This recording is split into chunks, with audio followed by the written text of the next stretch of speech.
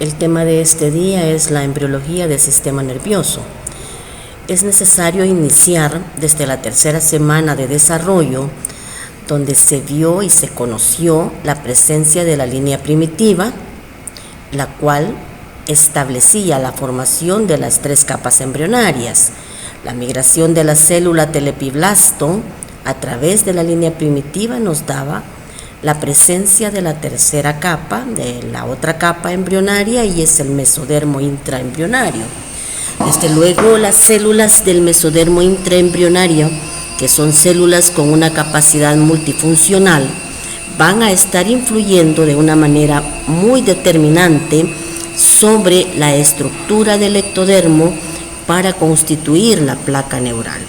Ahora bien, la presencia de este mesodermo, que lo hemos visto que se ha diferenciado en un mesodermo paraxial, en un mesodermo intermedio y en un mesodermo lateral, al observar el esquema señalado, se observa cómo el ectodermo, que a futuro va a constituir la placa neural, está en una relación de cercanía con respecto al mesodermo paraxial y con respecto a la notocorda. Es la notocorda la que va a ser la inductora, la estructura inductora para que se conforme la placa neural. Y es la notocorda, mediante secreciones de proteínas, que son sustancias inductoras, las que van a definir las características estructurales que conforman la placa neural. Es evidente cómo el epitelio que constituye la placa neural es un epitelio cilíndrico, es un epitelio cuyas células son células altas. Desde luego, se han hecho experimentos en los cuales se ha retirado a la notocorda del sitio original para colocarlo en otro sitio embrionario, embriológico, siempre debajo de un ectodermo, y el sitio nuevo donde se ha colocado la notocorda siempre va a dar origen a una placa neural. Esa es una forma como se ha comprobado la acción inductora de la placa neural sobre el ectodermo para constituir la placa, para constituir lo que a futuro va a ser el tubo neural. Ahora bien, este ectodermo que dio origen a este tubo neural, aproximadamente al final de la tercera semana de desarrollo, las células que están en relación con el tubo neural, células de ectodermo superficial que están en relación con el tubo neural, ahora van a constituir un grupo de células que recibe el nombre de cresta neural. Las células de la cresta neural, como lo veremos un poco más adelante, dan origen a diferentes estructuras. Diferentes tipos de tejidos van a originarse de la cresta neural.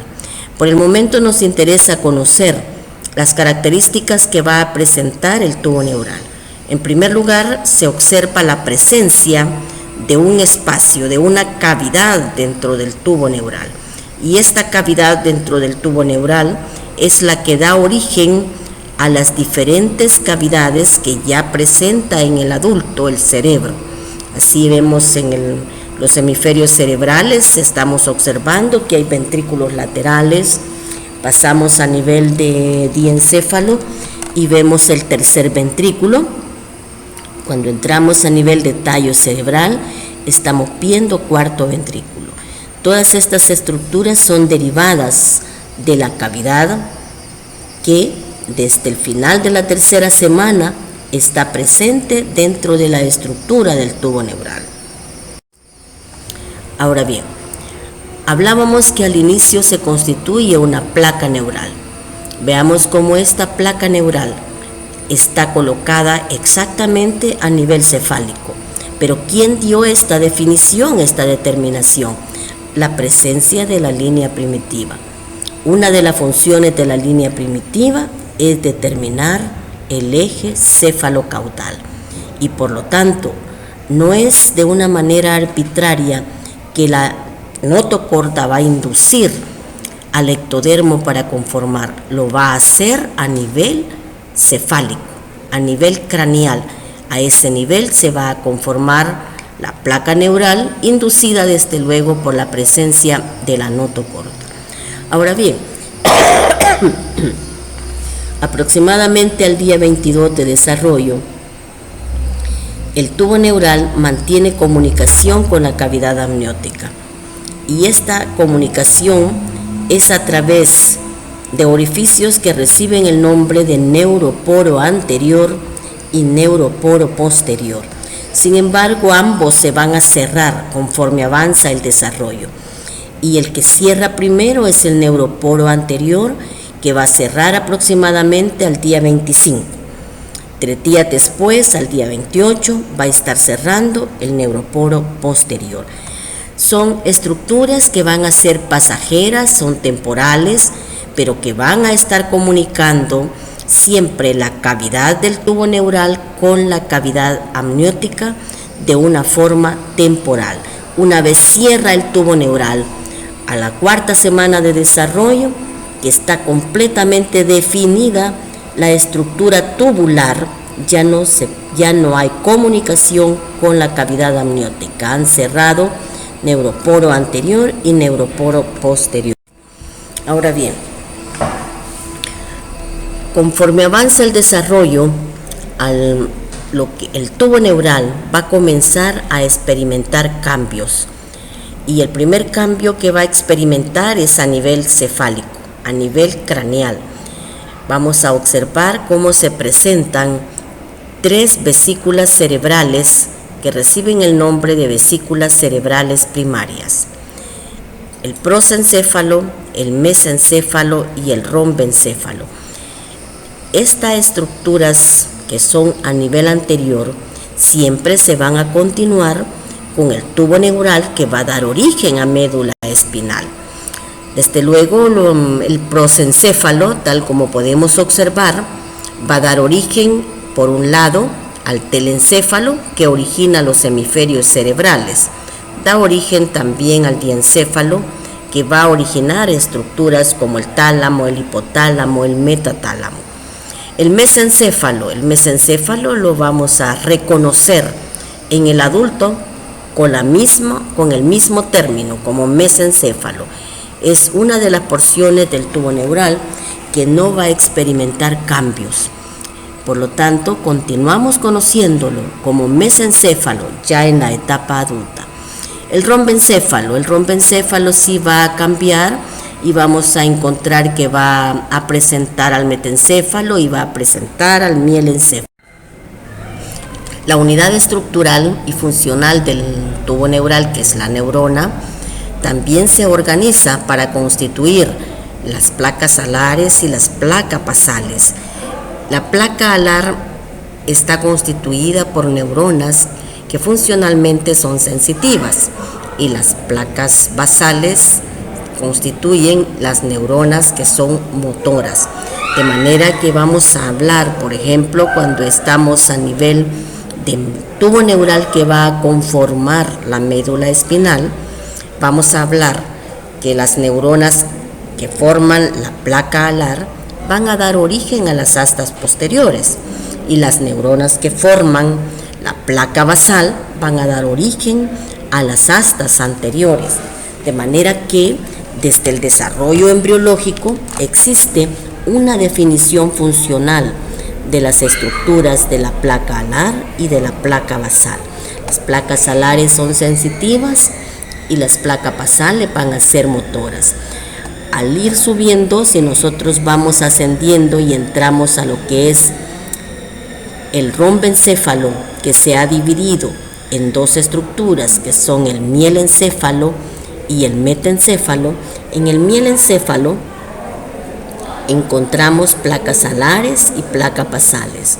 Así vamos a encontrar que las placas alares a nivel del mielencéfalo van a dar origen a los 2 grandes núcleos sensitivos, como son gracilis y cuneatus.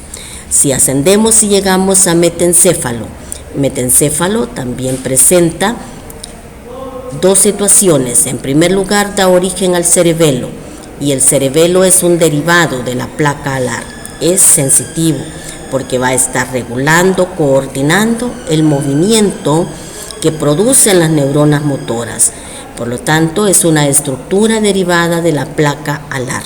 Es sensitivo. Pero dentro del metencéfalo también se encuentran y se ubican núcleos que son de característica funcional motora, como el caso del trigémino, el motor del trigémino y el motor del facial. Esas neuronas se van a estar originando de la placa basal. Al subir a mesencéfalo, cuando subimos a mesencéfalo encontramos núcleos que son motores también y núcleos que van a ser sensitivos. Cuando se habla de la lámina cuadrigémina, en el caso de los colículos superiores y de los colículos inferiores, esas neuronas van a ser derivadas de la placa alar, son sensitivas, pero vamos a encontrar al núcleo del tercer par eminentemente motor.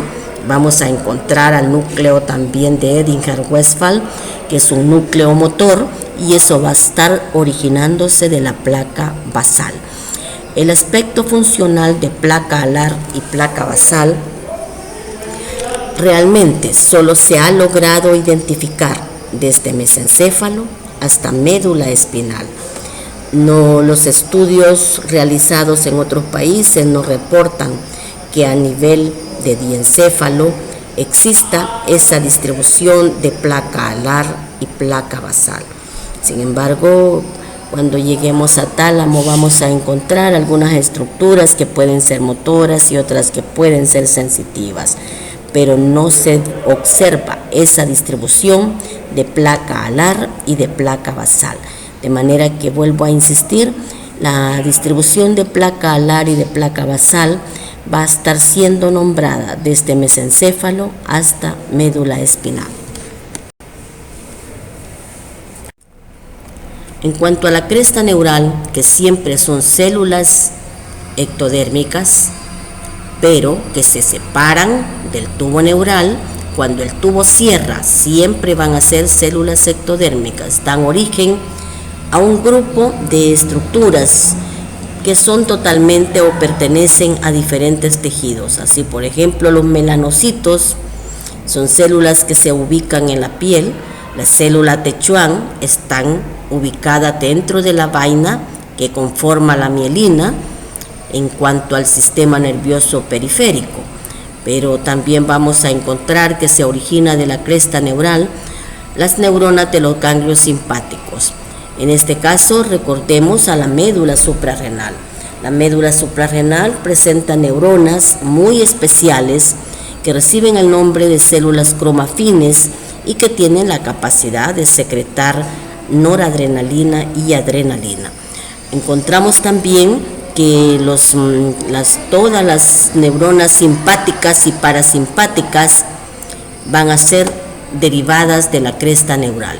La cresta neural va a dar origen a una serie de estructuras que muchas veces cuando se dan las malformaciones congénitas vienen dos malformaciones al mismo tiempo. Pueden haber malformaciones del tubo neural, pero pueden haber también malformaciones simultáneamente dentro del corazón, dentro del desarrollo cardíaco, porque hay estructuras del corazón que van a derivar de la cresta neural.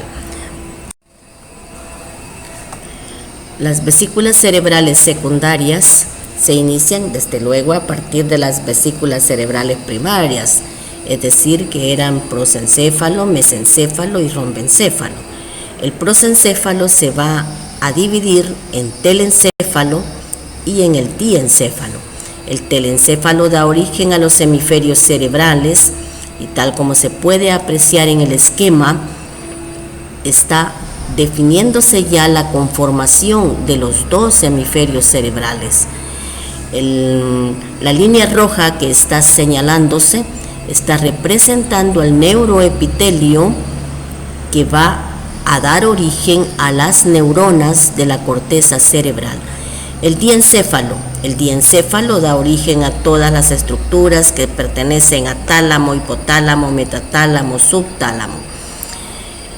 hay algo importante de aclarar, y es el hecho de que cuando ocurre la división del prosencéfalo en las dos vesículas secundarias antes mencionadas, el crecimiento de los dos hemisferios cerebrales permite que las vesículas ópticas queden a nivel de diencéfalo, pero las vesículas ópticas son una evaginación directa del prosencéfalo, de manera que el origen de las dos vesículas ópticas es la vesícula cerebral primaria, que es el prosencéfalo. En cuanto al mesencéfalo, ya se ha mencionado que el mesencéfalo es una estructura que no va a experimentar cambios ni a nivel del desarrollo embriológico ni fetal, y permanece como tal sin ninguna división hasta la etapa adulta. Sin embargo, el rombencéfalo va a dividirse en metencéfalo y en mielencéfalo. El mielencéfalo, que es lo que da origen a médula oblonga, se va a continuar con la estructura del tubo neural que va a dar origen a la médula espinal.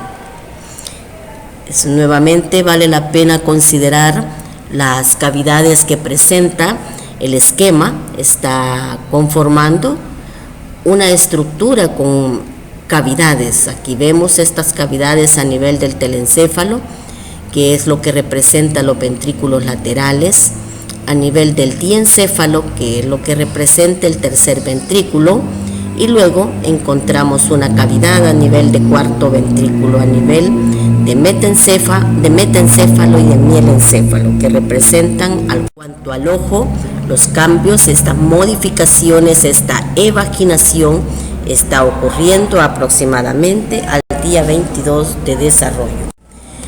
Ahora, si revisamos un poquito la glándula hipófisis es una glándula de tipo endocrino, pero tiene participación del tejido nervioso, del tejido neural que constituye el tubo, que está constituyendo el tubo neural. Ahora, en cuanto a la hipófisis, estructuralmente se va a dividir en lóbulos, un lóbulo anterior, un lóbulo intermedio, y luego se habla de un lóbulo posterior, que es el componente nervioso. En primer lugar, vamos a recordar otra vez al diencéfalo. El diencéfalo va a formar una evaginación que recibe el nombre de infundíbulo. Este infundíbulo va a entrar en contacto con una evaginación del estomodeo que recibe el nombre de bolsa de Racket. La bolsa de Racket y el infundíbulo entran en un contacto muy cercano, y ese contacto cercano es lo que da origen a la fusión de las estructuras para constituir la hipófisis. Desde luego, como se mencionó hace un momento, hay un lóbulo anterior que también recibe el nombre de adenohipófisis, y esta adenohipófisis se va a estar originando de la bolsa de Racket. Tomar en consideración que la hipófisis es una glándula endocrina y la adenohipófisis es la parte secretora de la glándula.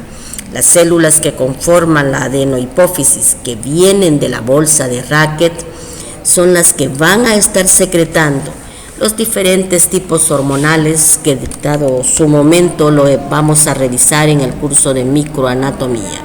Pero ¿qué se origina entonces del infundíbulo? Del infundíbulo se va a estar originando el componente neural, el componente nervioso, que también recibe el nombre del lóbulo posterior, y el lóbulo posterior no va a estar secretando. El lóbulo posterior simplemente va a estar almacenando las sustancias secretadas por el hipotálamo. Por lo tanto, el lóbulo posterior, que se origina del infundíbulo, es simplemente un almacén de todas las sustancias secretadas por dos núcleos que se localizan en el hipotálamo. Tengamos en cuenta que estamos a 4 semanas de edad cuando están ocurriendo los cambios que van a conformar una de las glándulas más importantes, como es la glándula hipófisis, ya que ustedes se darán cuenta cómo está manejando la actividad funcional de otros órganos. Bien, al hablar de malformaciones del tubo neural, vamos a detenernos. En primer lugar, el libro de texto menciona que las malformaciones del tubo neural las vamos a denominar bajo el término de espina bífida, y dentro de esta espina bífida, una de las malformaciones es el meningocele. El meningocele no es más que una protrusión, una evaginación de las membranas que están revistiendo la médula espinal. Recuerden que en anatomía macroscópica se hablaba de que existían 3 capas que revestían la estructura de la médula, y esta era la dura madre, la aracnoides y la pía madre. ¿Qué es el meningocele? Pues es una protrusión de la dura madre, pero recuerden que adherido a la superficie interna de la dura madre se encuentra la aracnoides. Por lo tanto, las 2 capas, dura madre y aracnoides, son las que van a estar siendo protruidas. Desde luego, adherida a la médula espinal se mantiene la pía madre, y hay un espacio, no olviden, entre aracnoides y pía madre vamos a encontrar al líquido cefalorraquídeo. Por lo tanto, en el meningocele, tal como estamos viendo en esta fotografía, lo que vamos a ver es una protrusión que va a contener meninges, la dura madre y la aracnoides, con líquido cefalorraquídeo. Es evidente cómo el problema está ocurriendo a nivel lumbar.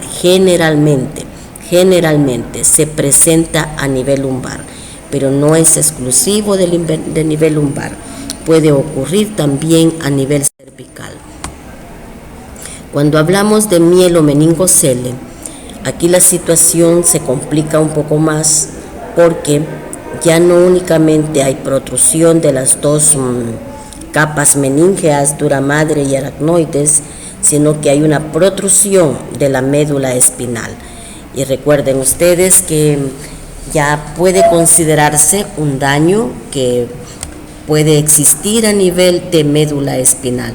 El paciente puede presentar algunos trastornos que ustedes han revisado en cuanto a daño que puede haber en los tractos que transmiten el dolor, la temperatura, la propiocepción, el tacto discriminativo.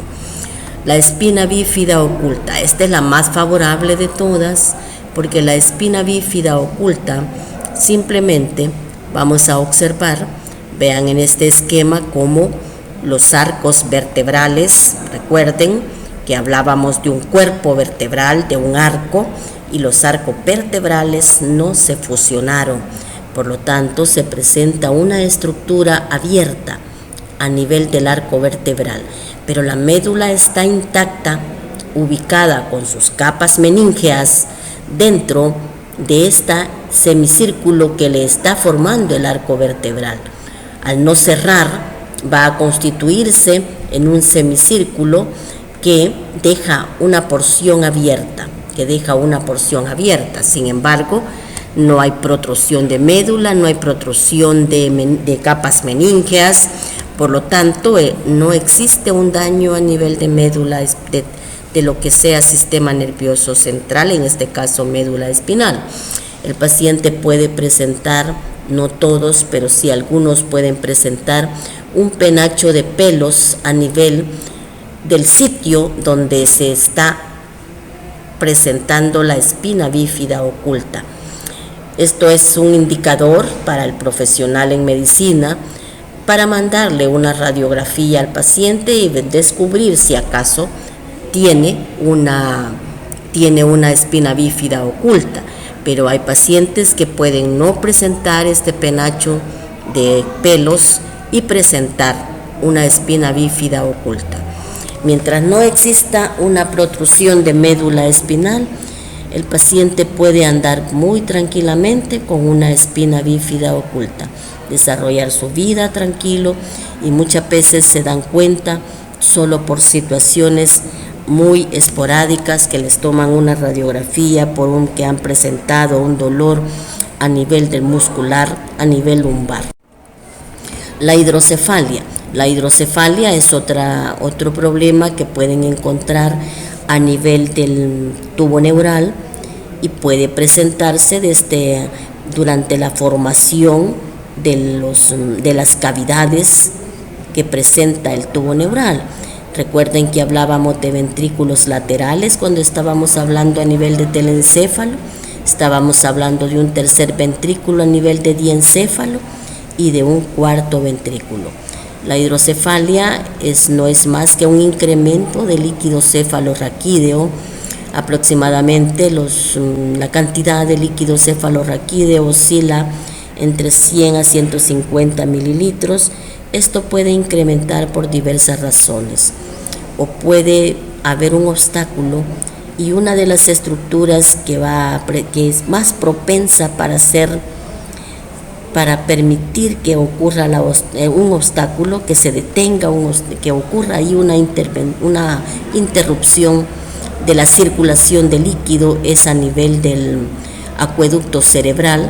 El acueducto cerebral es una estructura sumamente angosta que está comunicando tercero con cuarto ventrículo, está localizada a nivel de mesencéfalo y puede ocurrir varias cosas. Por ejemplo, puede incrustarse un cisticerco y ese cisticerco va a ocupar un espacio y va a estar definitivamente obstaculizando toda la circulación de líquido cefalorraquídeo. Pero pudiera ser que también haya un problema a nivel de la absorción de líquido cefalorraquídeo, el cual ocurre a nivel de las vellosidades aracnoideas. Pudiera ser que no se dé la adecuada absorción y se acumule el líquido cefalorraquídeo